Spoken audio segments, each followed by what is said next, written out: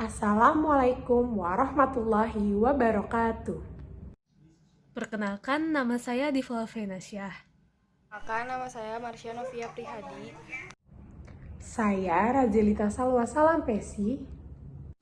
Hai, saya Putri Nandira Dari kelompok 8. Kami akan mempresentasikan materi etika.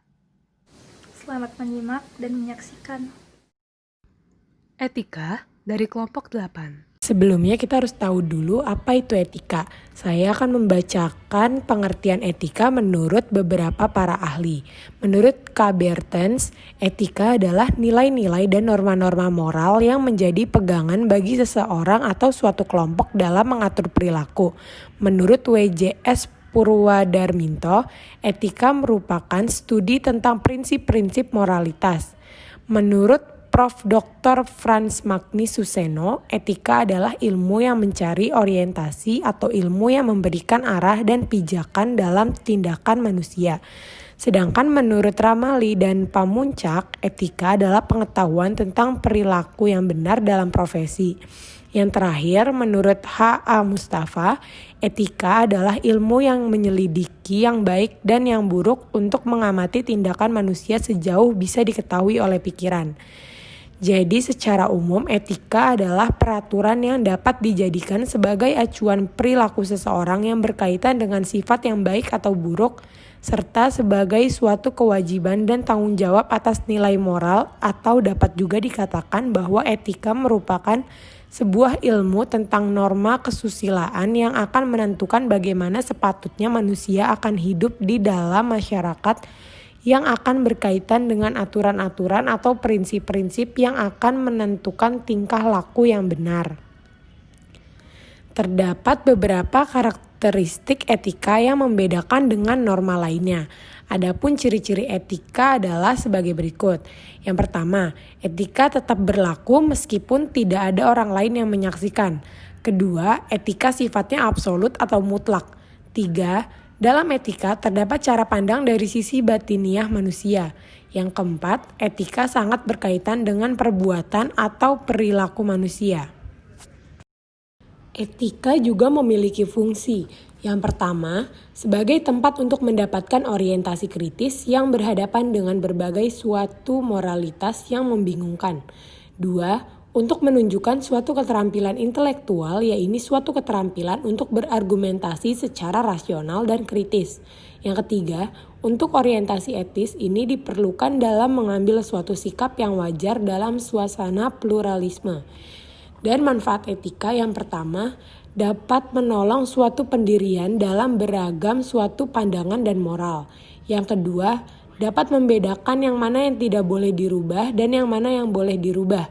Yang ketiga, dapat menyelesaikan masalah-masalah moralitas ataupun suatu sosial lainnya yang membingungkan suatu masyarakat dengan suatu pemikiran yang sistematis dan kritis. Ada berbagai macam etika. Yang kali ini saya akan jelaskan mengenai etika deskriptif. Etika deskriptif adalah etika yang dapat dilihat secara kritis dan rasional sikap dan perilaku manusia serta apa tujuan manusia yang sangat bernilai dalam hidup ini. Etika tersebut dapat memberikan fakta yang merupakan dasar untuk mengambil keputusan tentang perilaku atau sikap yang akan diambil. Etika deskriptif juga dikatakan sebagai gambaran secara utuh tentang tingkah laku moral manusia secara universal yang dapat kita temui sehari-hari dalam kehidupan masyarakat. Etika deskriptif melukiskan tingkah laku moral dalam arti luas. Misalnya, adat kebiasaan, anggapan-anggapan tentang baik dan buruk, tindakan-tindakan yang diperbolehkan atau tidak diperbolehkan. Etika deskriptif mempelajari moralitas yang terdapat pada individu-individu tertentu dalam kebudayaan-kebudayaan atau subkultur-subkultur yang tertentu dalam suatu periode sejarah, dan sebagainya. Karena etika deskriptif hanya melukiskan, ia tidak memberikan penilaian. Etika normatif adalah studi tentang perilaku etis dan merupakan cabang dari etika filosofis yang menyelidiki pertanyaan yang muncul mengenai bagaimana seseorang harus bertindak dalam arti moral. Dalam etika normatif, norma-norma dinilai dan sikap manusia ditentukan. Etika normatif memberi penilaian dan himbauan kepada manusia untuk bertindak sebagaimana seharusnya berdasarkan norma-norma, dan menghimbau manusia untuk bertindak yang baik dan menghindari yang tindakan yang jelek. Contoh dari penerapan etika normatif adalah yang pertama, kebiasaan menggunakan narkoba harus dapat dihindari karena dapat merusak organ tubuh. Yang kedua, menolak kebiasaan aborsi karena termasuk tindakan menghilangkan nyawa orang lain dan menyiksa diri sendiri. Yang ketiga, dilarang menghilangkan nyawa orang lain yang tidak bersalah. Yang keempat, kebiasaan minum minuman keras harus dapat dihindari karena dapat mengakibatkan hilangnya kesadaran manusia dan merusak organ tubuh. Yang kelima, menolak kebiasaan korupsi, kolusi, dan nepotisme karena dapat merugikan orang lain. Yang keenam, kebiasaan prostitusi harus dapat dihindari karena bertentangan dengan martabat manusia. Selanjutnya, saya akan berbicara tentang metaetika. Istilah meta berarti sesudah atau mengatasi, dan sebagai konsekuensinya, pemahaman tentang metaetika melibatkan pandangan sekilas tentang seluruh masalah etika. Metaetika didefinisikan sebagai pengkajian tentang asal-usul dan makna konsep-konsep yang berhubungan dengan etika.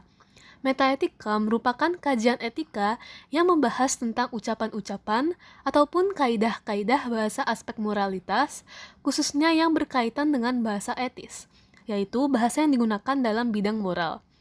Kebahasaan seseorang dapat menimbulkan penilaian etis terhadap ucapan mengenai yang baik dan yang buruk dan kaidah logika. Sebagai contoh, sebuah tayangan iklan obat-obatan dengan merek tertentu pada televisi swasta sering menyesatkan banyak orang dengan slogan-slogan yang menganjurkan untuk minum obat tertentu dengan khasiat semua penyakit yang diderita akan hilang dan orang menjadi sehat kembali. Slogan-slogan tersebut sangat berlebihan, dan ketika orang mulai mengkritik slogan tersebut, maka dimunculkan oleh sekelompok produsen yaitu ucapan etis. Ucapan etis itu berbunyi, jika sakit berlanjut, maka hubungi dokter. Ucapan etis tersebut akan menjadi semacam perilaku moral yang baik yang dihadirkan oleh sekelompok produsen dan disampaikan agar masyarakat menjadi lebih bijaksana dalam meminum obat tersebut. Etika terapan merupakan disiplin filsafat yang berusaha untuk menerapkan teori-teori etika dalam kehidupan sehari-hari. Etika terapan merupakan cabang etika yang terdiri dari analisis masalah-masalah moral yang spesifik dan konvensional. Ada berbagai pertanyaan yang dapat diajukan dalam bidang etika terapan. Misalnya, apakah melakukan aborsi dan euthanasia tidak bermoral? Apakah binatang juga memiliki hak? Apa saja yang merupakan hak asasi manusia? Bagaimana menentukannya? Dan lain-lain. Etika terapan mempunyai berbagai peranan penting dalam dunia modern, di antara lain adalah adanya pluralisme moral, timbulnya masalah-masalah etis baru, munculnya kepedulian etis yang semakin universal, datangnya hantaman gelombang modernisasi, adanya tawaran berbagai ideologi, dan sebuah tantangan bagi agamawan. Pendekatan etika terapan. Secara umum, terdapat dua pendekatan dalam etika terapan. Kedua pendekatan ini memiliki kelebihan dan kekurangan masing-masing. Yang pertama, ada pendekatan multidisipliner.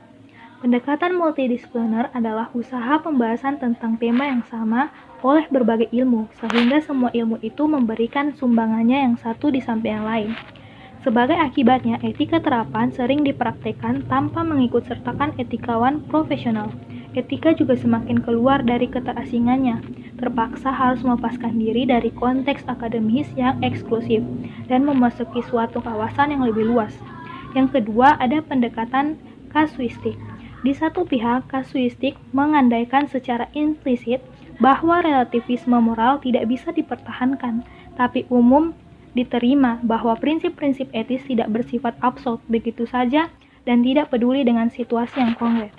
Pengertian etika profesi adalah sikap hidup berupa keadilan untuk dapat memberikan suatu pelayanan profesional terhadap masyarakat itu dengan penuh ketertiban, serta juga keahlian yakni sebagai pelayanan dalam rangka melakukan tugas yang merupakan kewajiban terhadap masyarakat.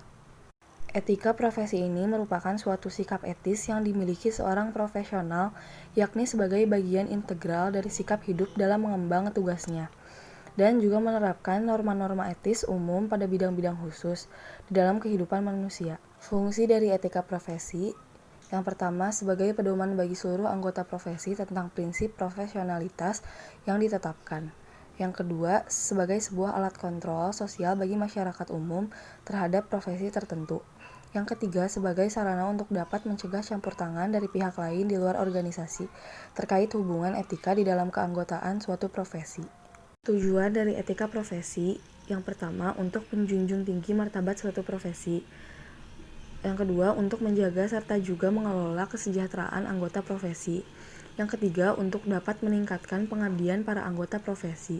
Yang keempat, untuk membantu meningkatkan mutu profesi. Yang kelima, untuk meningkatkan pelayanan profesi itu di atas keuntungan pribadi. Yang keenam, untuk menentukan standar baku bagi profesi.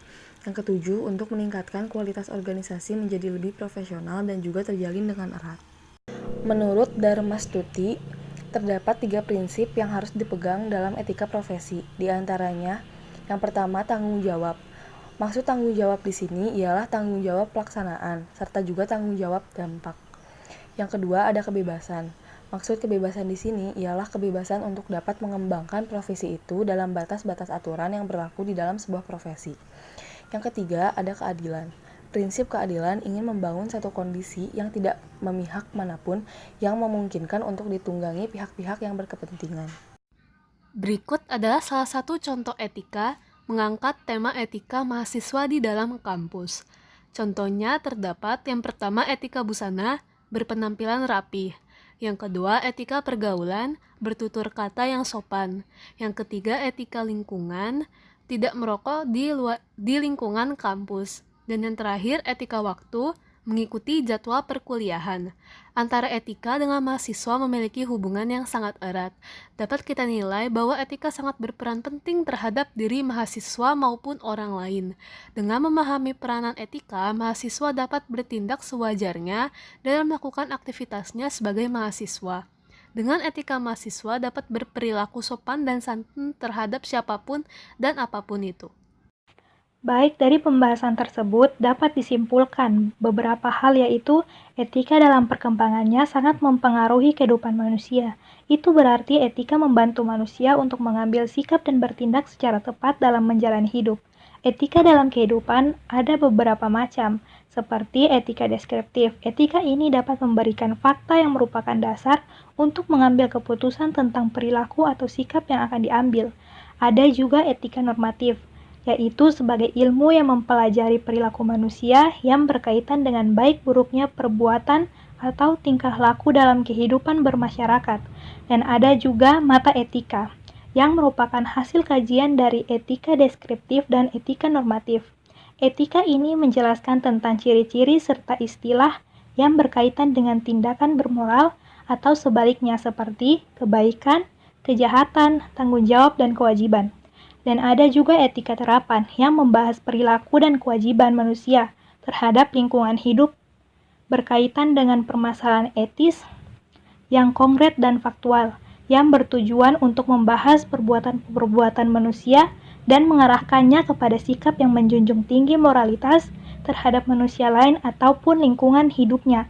Serta ada etika profesi, yaitu sebagai suatu sikap hidup yang bertujuan untuk dapat memberikan suatu pelayanan yang bersifat profesional terhadap masyarakat. Terima kasih. Sekian presentasi dari kelompok kami. Mohon maaf jika ada salah materi atau kata. Semoga penyampaiannya mudah untuk dipahami. Wassalamualaikum warahmatullahi wabarakatuh.